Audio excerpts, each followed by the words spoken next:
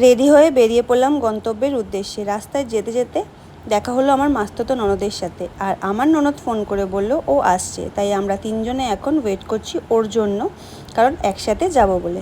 তো ভাবছো নিশ্চয়ই কোথায় যাচ্ছি? যাচ্ছি হচ্ছে আমার মাস্তুতো ননদের বাড়ি, কারণ ওর হাজবেন্ড মানে আমার নন্দায়ের আজকে জন্মদিন। আর তোমরা তো জানোই আমাদের জন্মদিন কেমনভাবে সেলিব্রেট করি।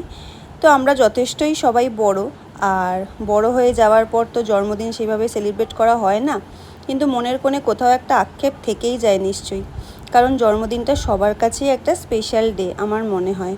তো তাই তার স্পেশাল দিনটাকে আরও স্পেশাল করে তোলার জন্য আমরা একে অপরের জন্মদিন এভাবেই পালন করি আমার ফ্যামিলিতে।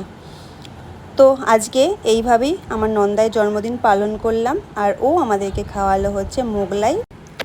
আর এইভাবেই আরেকটু স্মৃতি অ্যাড হলো মনের কোণায়।